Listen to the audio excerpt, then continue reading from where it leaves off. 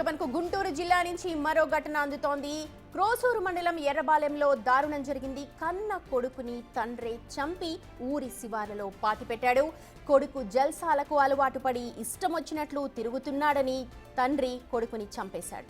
కొడుకు బుక్యా నాయక్ తన విలాసాలకు ఇంట్లోని గొర్రెలను అమ్ముకుంటున్నాడని 10 రోజుల క్రితం కిరాతకంగా చంపి పాతిపెట్టాడు. అయితే విషయం తెలియని తల్లి పోలీస్ స్టేషన్లో ఫిర్యాదు చేయగా విచారణలో తానే హత్య చేసినట్లుగా తండ్రి వెంకటేశ్వర్ల నాయక్ ఒప్పుకున్నాడు. నేను నా కంటికి కూడా అగబడలేదు సార్. నా బిడ్డకు చూసే అదృష్టం కూడా లేదు. ఇప్పుడు మా మామకు అడుగుదామన్నా మా మామకు తీసుకెళ్లి స్టేషన్లో పెట్టారు. ఏంది మామ, నా ప్రాణానికి కాపాడా దేవుడు నువ్వే అని అడుగుదామన్నా మా మామ బయట లేకుండా స్టేషన్లో ఉంటాడంట. నేను ఇప్పుడు దాకా కూడా ఆయనకి చూడాల. కానీ మా మామ భర్త కాదు, మా మామ, చిన్న మామ, రెండో మామ, ఆయనే నా కోసం పోరాడుతుండు. నా బిడ్డ ఇలా బయట పడ్డాడంటే నా మామే. రైట్, మా ప్రతినిధి సాయి శంకర్ ఉన్నారు డీటెయిల్స్ అందించడానికి. సాయి శంకర్, ఇటీవలి కాలంలో మనం చూస్తూ ఉన్నాం అనుకోని ఘటనలు, ఒకరికొకరు చంపుకోవడాలు, చనిపోవడాలే కనిపిస్తూ ఉన్నాయి. నిజంగా ఇది కూడా అందులో భాగమేగా చూడాలా? అసలు తండ్రి మాటలు ఎలా ఉన్నాయి? అంటే జల్సాలకు అలవాటు పడి కోపంతో చంపేశాడా, లేకపోతే పక్కా స్కెచ్తోనే చంపాడా?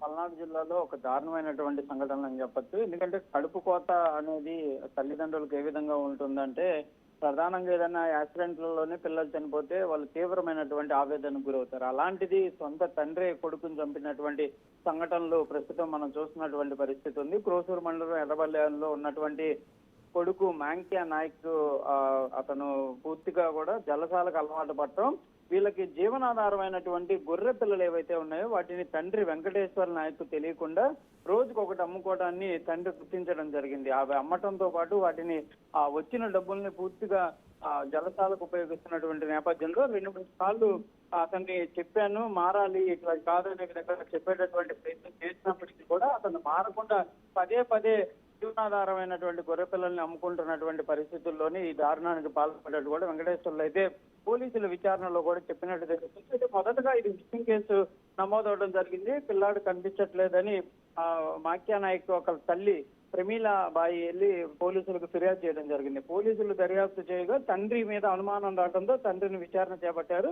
విచారణలో క్లియర్ గా వెంకటేశ్వర నాయక్ అయితే తానే చంపాననే విధంగా కూడా ఒప్పుకోవడంతో ప్రస్తుతం అయితే పోలీసులు అతను అదుపులోకి తీసుకోవడం జరిగింది. దాంతో పాటు అక్కడ ఉన్నటువంటి, అంటే ఆయన ఒక్కడే చంపడం జరిగిందా లేకపోతే ఎవరన్నా సహకారం అందించారా అనే పనుల్లో కూడా ప్రస్తుతం అయితే మాత్రం దర్యాప్తు జరుగుతుంది. ఏదైనప్పుడు మాత్రం జరిగినటువంటి సంఘటన ఒక్కసారిగా ఎర్రబాలెంలో విషాద ఛాయలు నెలకొన్నాయనే విధంగా చెప్పొచ్చు. ఎందుకంటే తండ్రి కొడుకులు ప్రతిరోజు చూసేటటువంటి బంధువులు వాళ్ళంతా కూడా ఇలాంటి సంఘటనలు జరగడం పైన అందరూ కూడా విషాదాన్ని వ్యక్తం చేస్తున్నటువంటి పరిస్థితులు ఉన్నాయి. ఏదైనప్పటికీ కూడా తండ్రి పూర్తి స్థాయిలో ఆయన కూడా ఆవేదన వ్యక్తం చేస్తున్నారు. కానీ తల్లి మాత్రం చాలా ఆవేదనకు గురవుతున్నటువంటి పరిస్థితులు ఉన్నాయి. అసలు కొడుకుని ఎలా చేసుకోవాలి ఏంటి అనే విధంగా నేను ఆలోచన చేశాను, ఎక్కడికి వెళ్ళాడు అనే విధంగా 10 రోజులుగా వెతుకులాట చేస్తున్నటువంటి పరిస్థితుల్లో ఇలాంటి సంఘటన జరగడం తీవ్రంగా నన్ను ఆవేదనకు గురి చేస్తుందనే విధంగా కూడా ఆమె అయితే విషాదాన్ని వ్యక్తం చేస్తున్నటువంటి పరిస్థితులు అయితే కనిపిస్తున్నాయి. ప్రస్తుతం అయితే పంచనామా జరుగుతుంది, తర్వాత అంత్యక్రియలు జరిగేటటువంటి అవకాశాలను ప్రస్తుతం వెంకటేశ్వర నాయక్ అయితే పోలీసులు అదుపులోకి తీసుకొని కేసు నమోదు చేశారు.